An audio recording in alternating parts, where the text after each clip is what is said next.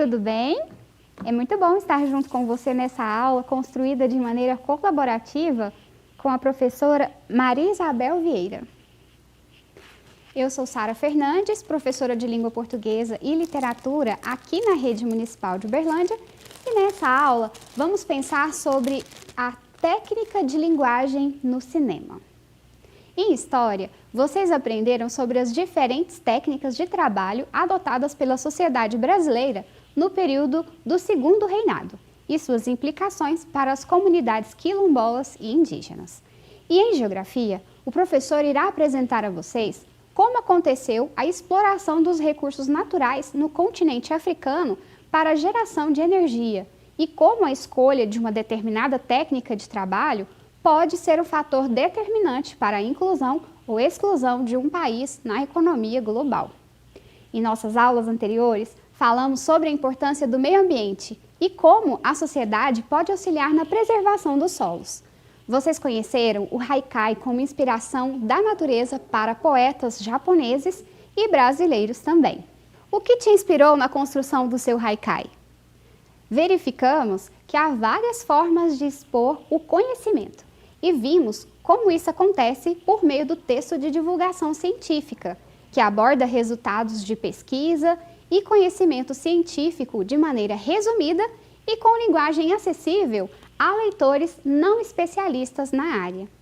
Este gênero textual pode vir acompanhado de outros, como gráfico, infográfico, ilustrações e imagens, que também contribuem para a organização e exposição das informações. Ao falar em imagem, você acha que é possível expor informações por meio de vídeo? Acertou quem disse sim. Isso mesmo, é uma ótima forma. Mas e como será que isso é feito? Será que há uma técnica de filmagem?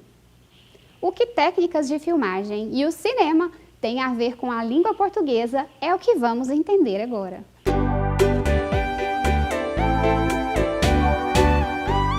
Pessoal, vamos então retomar o conceito de técnica? Observem que nas nossas aulas anteriores falamos de técnica, mas falamos bastante de tecnologia. Então hoje vamos dar ênfase à técnica. A palavra técnica é de origem grega e quer dizer arte ou ciência. Então tudo aquilo que é relacionado ao manejo, a um procedimento para se chegar a um resultado é técnica. E as técnicas não só são manuais, físicas aqui, elas são também intelectuais. E a técnica também pode ser conhecida como o acúmulo de conhecimento. Então, imaginando aí o processo de produção de um sapato, a pessoa que produziu esse sapato aprendeu e acrescentou ali novas informações, modificou essa técnica. Conheceu uma técnica de construção, mas resolveu então aderir a uma outra forma. Então, essa nova técnica criada, ela também é uma técnica. Então, esse acúmulo de conhecimento aqui sobre as formas de trabalho e produção, pode ser também considerado técnica. Quando falamos de técnica, então, sempre associamos a tecnologia, que é o estudo da técnica. Vou apresentar então para vocês uma tecnologia, com base em uma técnica, que embora seja do passado, não deixa de ser um recurso tecnológico e uma boa técnica também. Vamos lá. Aqui nós temos o fonógrafo e temos aqui o Thomas Edison, que criou esse aparelho que era capaz de gravar e reproduzir os sons. Então esse aqui foi o primeiro. Observem como ele é grande, em relação à pessoa e como será que era a técnica utilizada.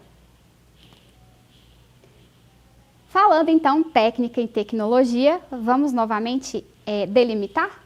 Tecnologia é o estudo das diversas técnicas e os seus usos, como elas estão sendo associadas e como também elas afetam e influenciam o ambiente em que essas técnicas serão usadas.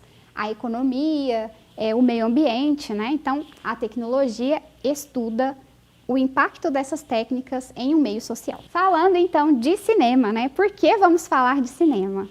Pessoal, se tem uma área do conhecimento, que está relacionada a diferentes técnicas e inovações tecnológicas, realmente é o cinema.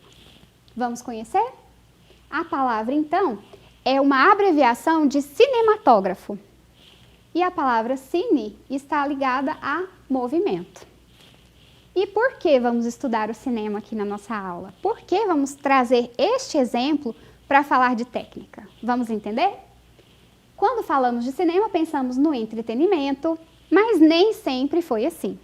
No início, o cinema foi criado para o entretenimento, mas posteriormente houve a comercialização de produtos, né?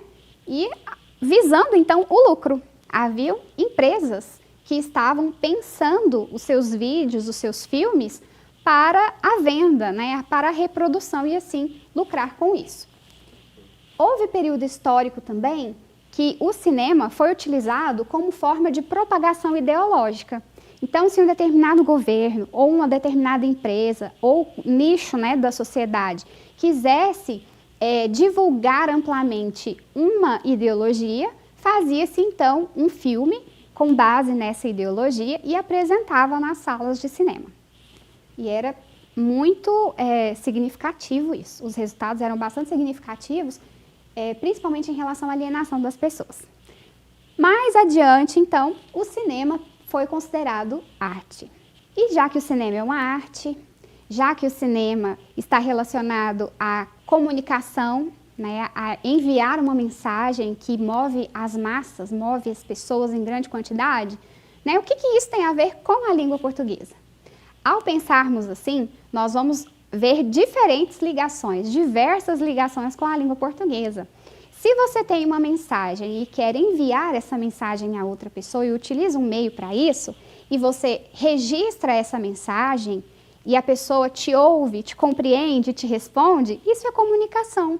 E tudo que está relacionado à comunicação tem a ver com a língua de um povo. E no nosso caso, é a língua portuguesa. Vamos lá. Falando das técnicas, que é o foco aqui, a ênfase da nossa videoaula de hoje, vamos pensar nas técnicas utilizadas. O cinema nem sempre foi como nós conhecemos hoje. Vamos entender então como ele era? Começou então com a lanterna mágica, lá no século XVII. Então observem só, esta imagem, que coisa mais interessante. Temos aqui uma pessoa, né, na sala, diversas pessoas, crianças aqui sentadas, assistindo a lanterna mágica. A projeção de uma imagem e nós temos a figura de uma pessoa que está projetando. Essa pessoa também era um narrador. Olha que interessante. A imagem então era projetada e a história era contada por essa pessoa ou uma outra pessoa, né, que tivesse essa função. Então contava-se histórias assim. Essa técnica, né, essa tecnologia, ela também foi utilizada, né, amplamente nas escolas e universidades da época. A lanterna mágica, então, era organizada com lentes de vidro que projetavam, né, a claridade e ali a imagem, e também com placas de vidro que eram pintadas à mão, para formar então essas imagens projetadas. Havia acompanhamento musical, né, nem sempre, e feiras também eram bastante conhecidas, né, por divulgar esse trabalho, né, da lanterna mágica. E depois da lanterna mágica, então, começou uma outra técnica, né, que foi utilizada por meio desse aparelho aqui, que tem um nome bem diferente. Espero que eu pronuncie corretamente. Praxinoscópio, que foi criado em 1877. Então, observem bem, né, como ele é, e agora vamos ver como ele funciona. Ele foi criado por Émile Renault e tinha um formato circular. As imagens, então, né, se sucediam e tinha-se a ideia de movimento. Então, era apenas a ideia, não havia aqui o movimento em si, né? Inicialmente, era só no ambiente doméstico que se tinha, mas em 1888 criou-se um praxinoscópio maior, né, e foi possível a projeção para diversas pessoas em uma sala, né, em um ambiente maior também. Muito sucesso no século XIX. Agora observem essa imagem. Essa imagem é o cinetoscópio e é de 1894. Podemos observar que o moço, né, a pessoa está em pé, observando as imagens que estão sendo projetadas dentro do cinetoscópio. Vamos conhecer como funciona?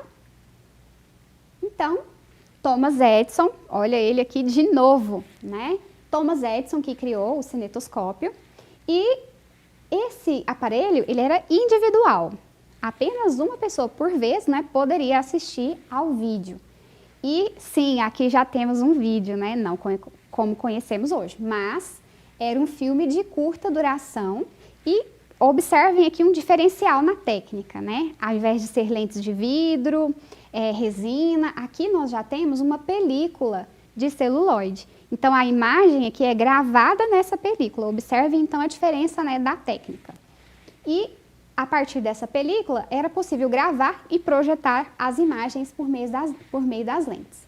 Mas apenas uma pessoa poderia ver por vez. E então temos o cinematógrafo, que é de 1956. Aqui nós temos, né, uma caixa em madeira, um exemplo para vocês. Nós vamos conhecer um pouco mais. Quem o criou, né, foi Auguste Lumière, muitos nomes diferentes aqui hoje, viu? Espero que estejam todos corretos. E Louis Lumière.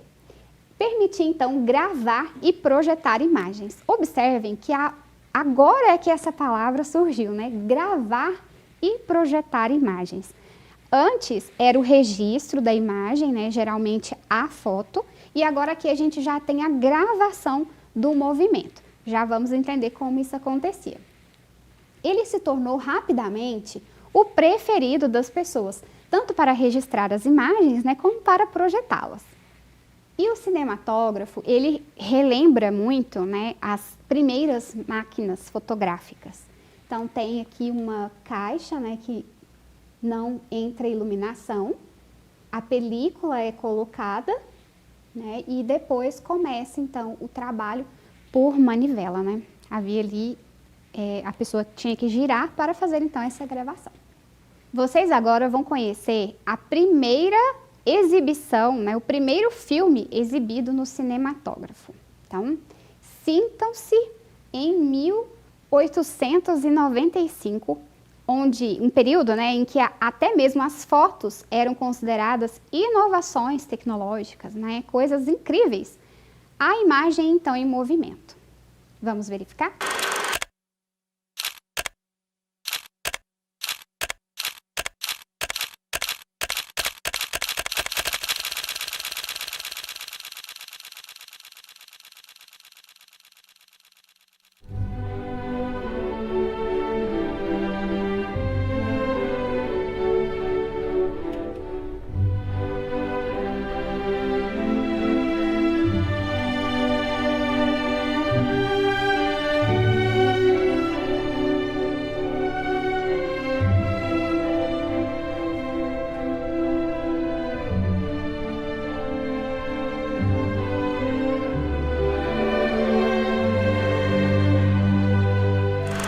O que vocês acharam, então, dessa produção cinematográfica? Era isso que vocês esperavam? Ah, então olha só. Esse filme, né, que é a saída dos operários da fábrica Lumière, ele foi gravado mesmo na saída desses funcionários. Os irmãos Lumière eram filhos de um grande produtor de produtos para câmeras fotográficas, né, e outros aparelhos relacionados à fotografia. E então eles tiveram aí um laboratório, né, em casa quase que para testar e fazer as suas experimentações. E a primeira filmagem foi essa daqui. Para quem estava esperando, né, um grande filme com ações, com uma história para acompanhar, né, e seguir e pensar na próxima cena, vocês viram que não foi dessa vez que aconteceu. Mas quando foi então que o cinema passou a contar uma história? Vou apresentar a vocês. O cinema narrativo começou um pouco adiante, né, quando o cinematógrafo já estava em grande aceitação, e o nome dado era teatro filmado. Olha que interessante. E o principal objetivo era documentação, né, de fatos históricos, né, ou fatos das vidas das pessoas. Registro de uma câmera estática, né, era sempre assim, posicionava-se, né, estaticamente, não havia essa alternância, e acontecia diante de uma lente.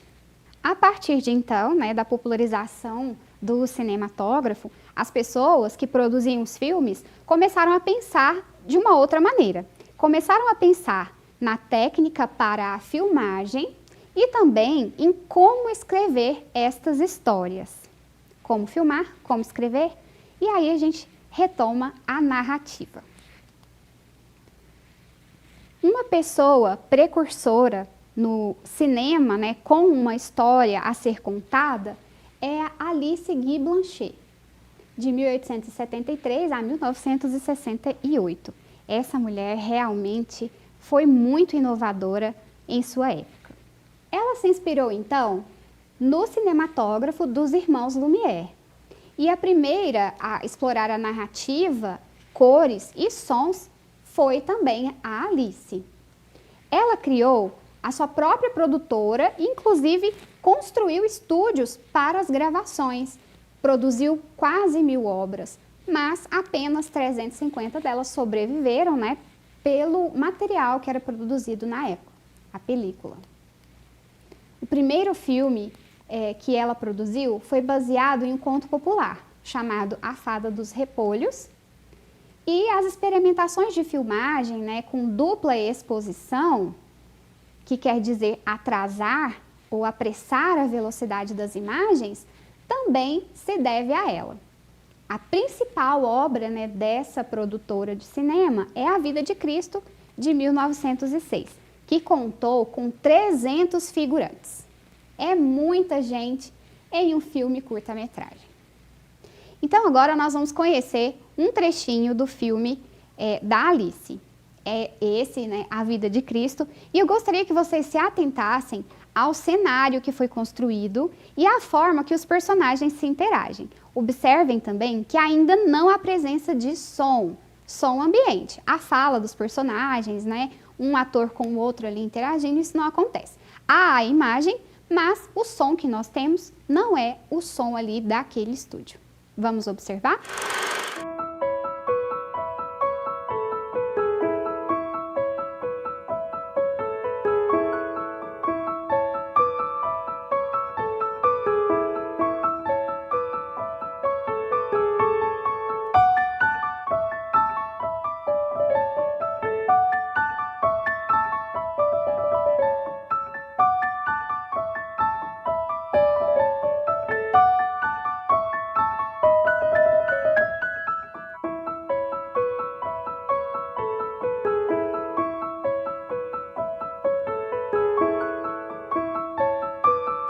Então agora, vamos conhecer um pouco mais sobre um dos irmãos Méliès.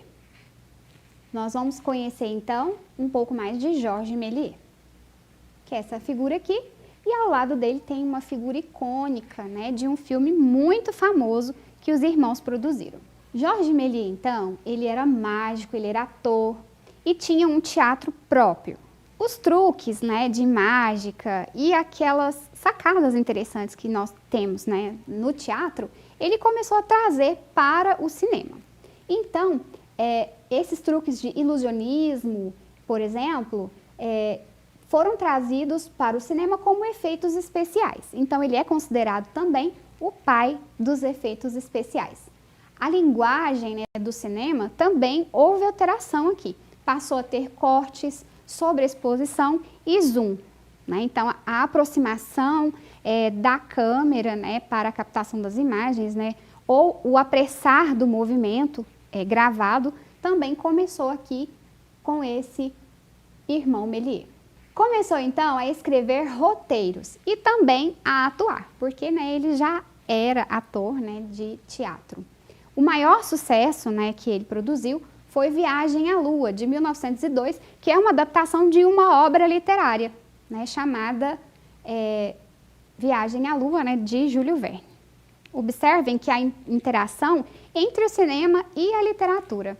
Isso sempre aconteceu, né, e continua acontecendo. É bastante comum verificarmos, né, filmes, apresentações de cinema e também, né, séries para a TV que são construídas, inspiradas em obras literárias. Vamos conhecer agora um trecho do filme Viagem à Lua e nós vamos nos atentar a essas questões.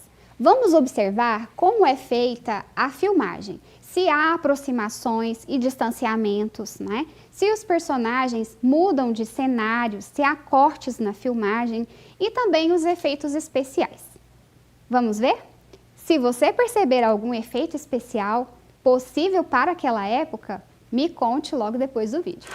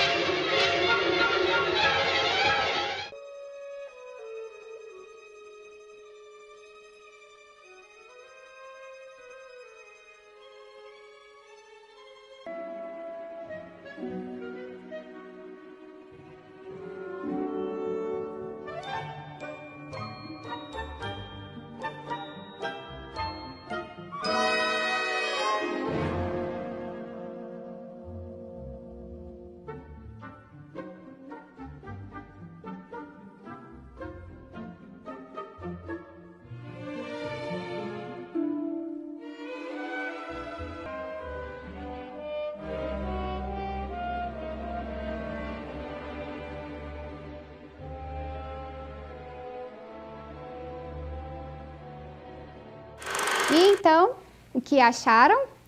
Nesse filme, nós já podemos perceber que há todo um enredo, né, de construção do planejamento da ida à Lua. Depois nós temos a construção do foguete, o lançamento do foguete e a chegada lá. Mas como é que as pessoas vão voltar? Não vou dar spoiler para você.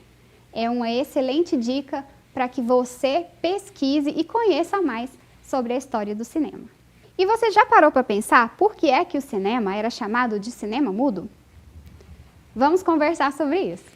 O cinema não tinha som ambiente, como vocês viram, né, nos exemplos que nós oferecemos anteriormente na nossa aula. Os atores falavam, né, e em seguida surgia uma legenda logo abaixo, mas não havia esse som. E assim que o som, né, foi introduzido, ele não era de qualidade, né, incomodava muito porque tinha muito ruído. E o destaque que nós temos aqui como ator, né, para o cinema mudo é o Charlie Chaplin. Vamos conhecer agora um trecho de um filme, né, com participação desse ator icônico no mundo do cinema. E também eu gostaria que vocês se atentassem para os movimentos, a expressão facial, os gestos, porque isso também é linguagem. E vamos observar também o momento em que as legendas são inseridas. Então as pessoas comunicam e logo depois a legenda é inserida. Em muitos casos, havia uma pessoa para tocar no momento da exibição. Já imaginou?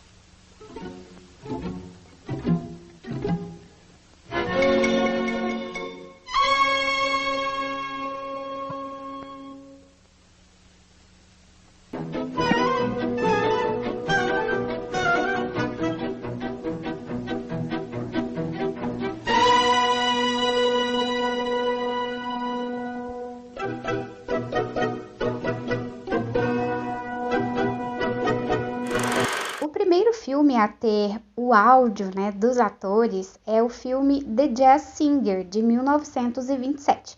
Mas, nesse exemplo aqui, o áudio, né, a voz dos atores ainda não estava sincronizado com a cena.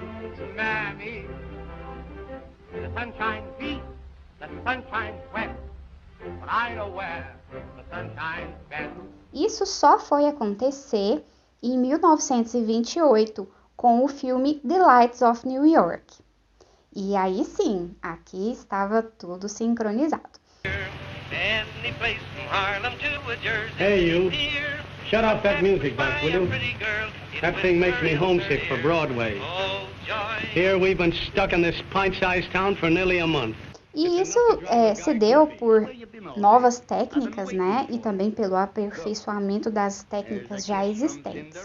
Houve também a criação de estúdios para separar o som exterior do som da cena que estava sendo gravada.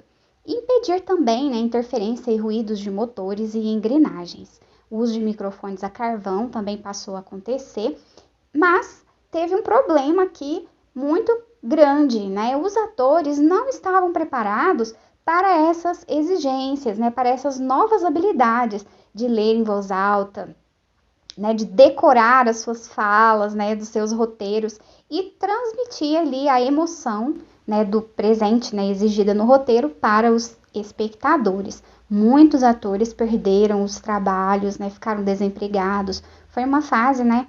Bastante triste e depressiva aqui relacionada ao cinema. Aqui nós temos um exemplo, né, do blimp, espero que tenha falado corretamente, que é uma caixa onde se coloca a câmera, né, e assim facilita a captação de imagens, né, com o movimento e os sons também. Então agora é a hora da nossa atividade. E na atividade de hoje nós vamos falar sobre os vídeos. Pensando então nessas diferentes técnicas que mostramos a você para a comunicação, porque o cinema transmite uma mensagem a alguém, então há comunicação. Se há comunicação, há linguagem e a língua portuguesa está presente. Pensando nisso então, quais são os tipos de linguagem que você verificou que predomina no cinema, nas técnicas que vimos até agora? Você acha que predomina a linguagem verbal, a linguagem gestual ou a linguagem voltada para a imagem? O que você acha? Respondeu certo quem disse que tem as três, mas como a pergunta está voltada para aquela que predomina, nós podemos afirmar que é a imagética, né? A linguagem que está relacionada à imagem, a linguagem não verbal, certo?